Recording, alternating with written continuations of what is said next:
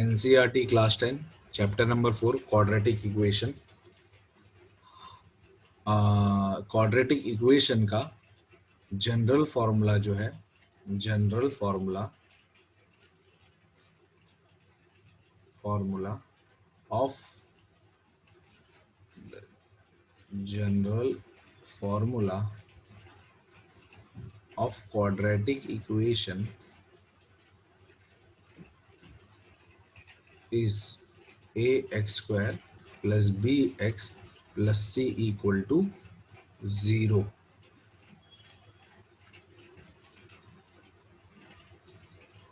फिर जैसे हमने लीनियर इक्वेशन किया था, लीनियर इक्वेशन में कैसा होता था ना, लीनियर इक्वेशन टू वेरिएबल में हमने देखा था, तो इन दोनों का पावर 1 होता था।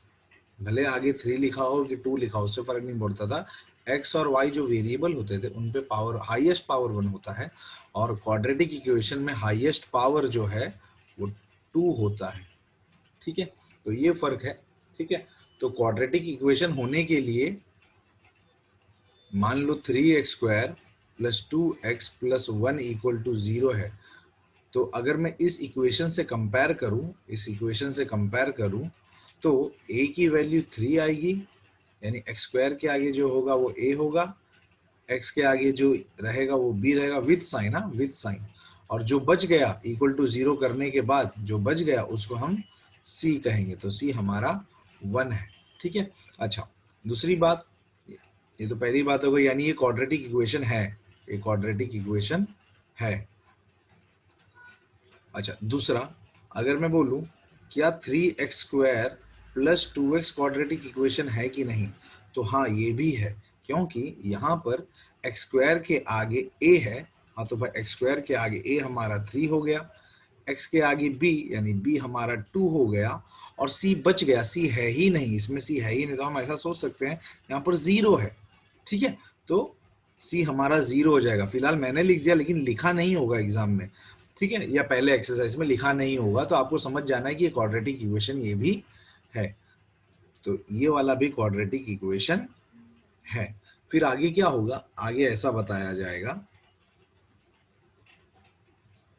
कि ये क्वाड्रेटिक इक्वेशन है कि नहीं, ये इक्वेशन बोलेगा 3x square minus 8 quadratic equation है कि नहीं, तो हमको क्या करना है, इसको इस फॉर्म में लेके आने का, ये हमारे इस फॉर्म में लेकर आने का। तो हम इसको ऐसा कर देंगे, एक्स स्क्वायर के बाद यहाँ पर एक्स स्क्वायर के बाद एक्स पे पावर 1 वाला टर्म होता है, फिर ये कांस्टेंट टर्म होता है, तो 3x स्क्वायर लिखने के बाद हमारा x वाला टर्म गायब है, नहीं है, तो मैं लिख दूंगा 0x प्लस 0x या माइनस 0x, वो आपकी इच्छा है। ठीक है, वैसे 0 का साइन नहीं होता। तो इसके बाद हम बोलेंगे हाँ a हमारा 3 बना, b 0 बना, और c माइनस 8 बना, तो ये भी क्वाड्रेटिक इक्वेशन हमारा हो गया, क्योंकि इसका जनरल फॉर्मूला इसके जैसा दिख रहा है। अच्छा, फिर आगे सवाल आएगा, क्या ये क्वाड्रेटिक इक्वेशन है, ये फोर्थ सम 5x स्क्वायर, बस ये क्वाड्रेटिक इक्वेशन है क्या? हाँ, तो ये भी क्वाड्रेटिक इक्वेशन है, क्योंकि इसमें हमारा अगर देखो x स्क्वायर के आगे मैं 0x लिख सकता हूं और प्लस 0 लिख सकता हूं, यानी 0 इंटू एक्स 0 ही बनने वाला है, यानी यहाँ 0 प्लस 0 ही है। ठीक है ना, और ये 0, तो ये a हमारा 5 हो गया, b हमारा 0 हो गया, और c भी हमारा 0 हो गया। और देखो क्वाड्रेटिक इक्वेशन में हाईएस्ट पावर 1 रहता है, ये आप लोग को याद रखना है। ठीक है, अगर हाईएस्ट पावर 3 हो गया तो क्यूबिक बन जाएगा, तो ये भी हमारा क्वाड्रेटिक इक्वेशन बन गया। अभी एक और सम देता हूं, फिफ्थ पार्ट में अगर मैं ऐसा लिख दूं 3x माइनस 2 इक्वल टू 0, तो क्या ये क्वाड्रेटिक इक्वेशन है? तो बहुत बच्चे क्या बोलते हैं, ये फर्स्ट सम, सेकेंड सम और थर्ड और फोर्थ का लॉजिक लगा क्या बोलते हैं, हाँ सर ये भी क्वाड्रेटिक इक्वेशन है, क्योंकि हम ऐसा लिख सकते हैं 0x square plus 3x minus 2 equal to 0। लेकिन एक बात समझो, 0 इंटू एक्स स्क्वायर करोगे तो पूरा एक्स स्क्वायर ही गायब हो जाएगा, तो सबसे बड़ा पावर ले देकर क्या रहने वाला है, इस पूरे इक्वेशन का सबसे बड़ा पावर 1 ही रहने वाला है। लेकिन क्वाड्रेटिक इक्वेशन वो होता है जिसका हाईएस्ट पावर 2 हो, ना कि पावर हो ही या हो ही ना। ठीक है ना, तो कोई चीज हो कि ना हो, एक्स स्क्वायर वाला पार्ट होना जरूरी है, तो ये क्वाड्रेटिक इक्वेशन नहीं है। मान लो अगर मैं बोलूं क्या ये क्वाड्रेटिक इक्वेशन है, हाँ तो ये इक्वेशन है, ये क्वाड्रेटिक इक्वेशन है। क्या ये क्वाड्रेटिक इक्वेशन है, हाँ तो ये भी क्वाड्रेटिक इक्वेशन है। क्या ये क्वाड्रेटिक इक्वेशन है, तो हाँ भाई ये भी क्वाड्रेटिक इक्वेशन, क्योंकि सब में एक्स स्क्वायर वाला पार्ट है, एक्स स्क्वायर वाला पार्ट है, एक्स स्क्वायर वाला पार्ट है। एक्स वाला पार्ट हो कि ना हो, कांस्टेंट वाला पार्ट, एक्स वाला पार्ट हो कि ना हो, उससे फर्क नहीं पड़ता। क्वाड्रेटिक इक्वेशन तब तक बनता रहेगा जब आपके इक्वेशन में समथिंग, कोई भी नंबर 8 ले लो, 10 ले लो, 18 ले लो, जो लेना, एक्स स्क्वायर होना चाहिए। ठीक है ना, इससे बड़ा, 2 से बड़ा पावर नहीं होना चाहिए। 2 से कम वाला हो कि ना हो उससे फर्क नहीं पड़ता, लेकिन 2 से बड़ा नहीं होना चाहिए, तो तब तक वो क्वाड्रेटिक इक्वेशन बना रहेगा, वरना वो क्वाड्रेटिक इक्वेशन नहीं बन पाएगा। और जब क्वाड्रेटिक इक्वेशन बन जाएगा तो ए, बी और सी, इस इक्वेशन से कंपेयर करके हम ए, बी और सी निकाल सकते हैं। तो please pause the video to note it down.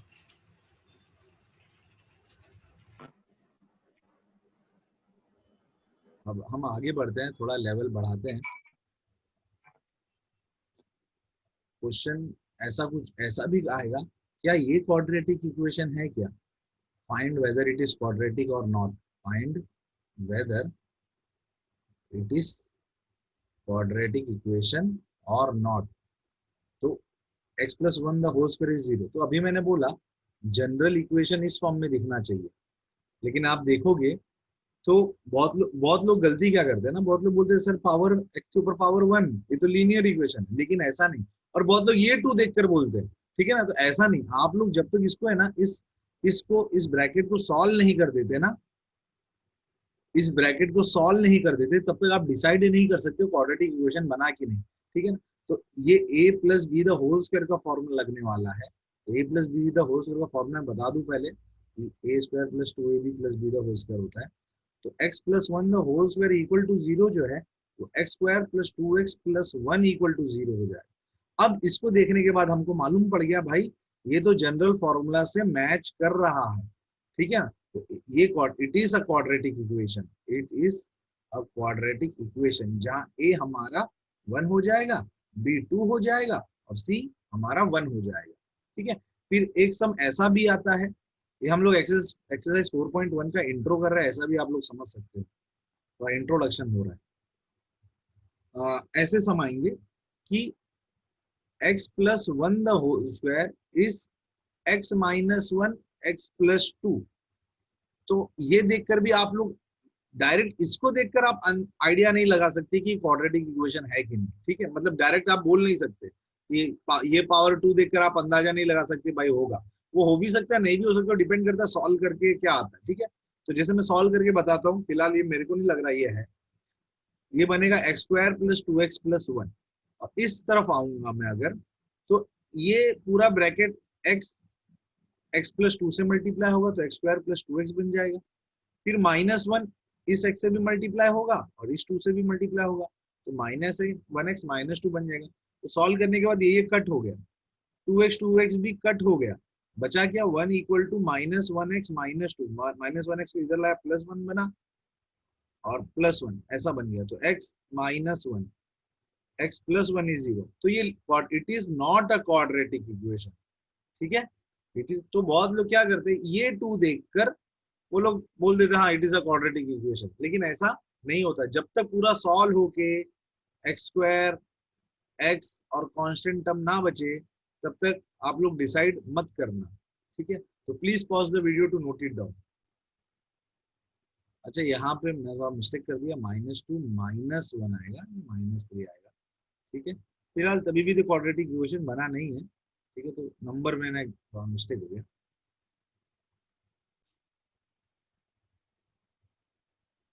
Exercise 4.1 question number 1 दिया है, check whether the following are quadratic equation और नॉट। तो क्वाड्रेटिक इक्वेशन का जनरल फॉर्मूला ये है, a x square plus b x plus c equal to 0। तो पहले मैं ये पावर देख के अभी नहीं डिसाइड करूंगा, पहले इसको एक्सपांड करूंगा, x square plus 2x plus 1 equal to 2x minus 6। इसके बाद 2x तो कट गया, तो x square plus 1 plus 6 equal to 0, तो x square plus 7 equal to 0। तो मैंने पहले ही बताया था कोई पार्ट हो कि ना हो, एक्स स्क्वायर वाला पार्ट होना चाहिए, यही मेन है। 7 होता तो भी चलेगा, नहीं होगा तो भी चलेगा, स्क्वायर वाला पार्ट होना चाहिए। तो स्क्वायर वाला, स्क्वायर से बड़ा कोई पावर भी नहीं होना चाहिए। तो ये क्वाड्रेटिक इक्वेशन है, it is a quadratic equation. लेकिन अगर मान लो, इसमें फिलहाल तो पूछा नहीं है, लेकिन ए बी और सी निकालना होता तो ये इक्वेशन कुछ ऐसा लिख सकता था मैं, जो पार्ट नहीं है उस पार्ट को 0x कर देना, ए मेरा 1 हो जाएगा, बी 0 हो जाएगा और सी 7 हो जाएगा। तो फिलहाल हमको यहीं तक पूछा था सेकंड। लेकिन आप ए और बी और सी भी निकालोगे तो आपको फायदा होगा आगे चल के चैप्टर में। दूसरा है x square minus 2x equal to -2 3 - x। तो ये तो क्वाड्रेटिक इक्वेशन दिख ही रहा है, -6 + 2x, तो x square -2x equal to -6, x square -4x + 6 equal to 0। A मेरा 1, बी मेरा -4, सी मेरा 6। मैं आपको यही सजेस्ट करूंगा, आप ए बी और सी लिखते चलो, क्योंकि आगे यूज होगा, आपको आदत होगा तो अच्छा रहेगा। तो it is a quadratic equation. Third सम जो है हमारा वो है x - 2 x + 1 equal to x - 1 x + 3। तो मुझे नहीं लग रहा है क्वाड्रेटिक इक्वेशन है, फिर हम सॉल्व कर लेते हैं। ये ब्रैकेट इस ब्रैकेट से मल्टीप्लाई होगा तो x x से मल्टीप्लाई होगा और 1 से मल्टीप्लाई होगा, तो x स्क्वायर + x, और -2 मल्टीप्लाई होगा तो -2x - 2 इक्वल टू, ये x दोनों टर्म से मल्टीप्लाई होगा तो x स्क्वायर + 3x, बाद में -1 मल्टीप्लाई होगा तो बनेगा -1x - 3, x स्क्वायर उड़ गया, इसको सॉल्व किया तो -x - 2 आया, इसको सॉल्व किया तो 2x - 3 आया, -x - 2x - 2 + 3 इक्वल टू 0। ये बन गया -3x + 1 equal to 0। It is therefore it is not a quadratic equation. तो आगे के जितने भी सम है, आगे की जितने भी सम है, fourth fifth six seven, fourth fifth six seven, do your self. लेकिन है ना, मैं उससे पहले आपको थोड़ा मदद के लिए 2-3 फॉर्मूला लिखवा देता हूँ ताकि आपको याद रहे। कुछ कुछ तो आपको याद है, a + b the whole square का आपको याद होगा, ये होता है, a - b the whole square का ये होता है, a² - 2ab + b स्क्वायर। जो आगे आने वाला है ना तुमको, वो ये आने वाला है, a + b the whole cube और a - b the whole cube. तो a + b the whole cube का फॉर्मूला है a³ + b³ + 3ab into a + b, और इसका फॉर्मूला है a³ - b³ - 3ab into a - b। तो आप लोग आगे सॉल्व करोगे तो शायद ये चार में से किसी किसी फॉर्मूले की जरूरत पड़ेगा। तो होप करता हूँ कि आपको इतना समझ में आया, and please pause the video to note it down. NCERT class 10 exercise 4.1 question number 2 का पहला सम है, represent the following situation in the form of quadratic equation. यानी हमको खाली इक्वेशन के फॉर्म में रिप्रेजेंट करना है, कोई वैल्यू ढूंढना नहीं है। ठीक है, अब ये बात चल रहा है एरिया ऑफ रेक्टेंगुलर प्लॉट। अच्छा, इसमें area of rectangular plot is 528, area of rectangular plot, area of rectangular plot is 528। बाद में बोला है length of plot is 1 more than twice its breadth, we need to find the length and breadth। ठीक है ना, लेकिन हाँ, अभी हमको इस एक्सरसाइज में इसको फाइंड नहीं करना है, हमको जरूरत पड़ेगी इसको फाइंड करने की, फिलहाल अभी फाइंड करना नहीं, क्योंकि अभी हम चैप्टर का शुरुआत कर रहे हैं। ठीक है, जिसने जिसने मेरा लीनियर इक्वेशन वाला वीडियो नहीं देखा है, प्लीज लीनियर इक्वेशन वाला वीडियो रेफर कर लो, तो आपको स्टेटमेंट पढ़ के इक्वेशन बनाना आएगा, तभी ये चैप्टर भी कर पाओगे। ठीक है, अब लेंथ और ब्रेथ की बात चल रही है, तो फिलहाल हम लोग लेंथ को x ले लेते हैं। Let the length be x metre, let the breadth be b metre. अब कैसे ऑन पड़ गया मीटर लेना है, क्योंकि लोग ब्रैकेट में लिख दिए इन मीटर से। चलो पहला स्टेटमेंट पे आते हैं। Area of rectangular plot is 528। Area area दिया है 528। एरिया ऑफ रेक्टेंगुलर प्लॉट हमको मालूम है लेंथ इंटू ब्रेथ होता है, यानी x इंटू वाई हमारा 528 हो जाएगा। ये हमारा पहला इक्वेशन हुआ। ठीक है। अच्छा अब क्या बोला गया, अब क्या बोला गया है,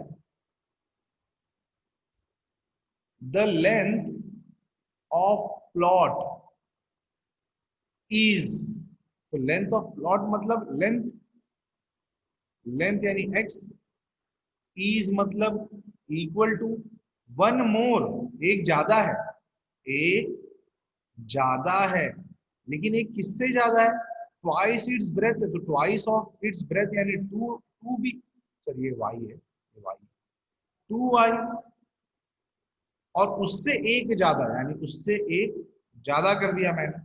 ठीक है, तो हमारा दूसरा equation, length of plot is one more twice of its breath, बराबर, ये दूसरा इक्वेशन बन गया।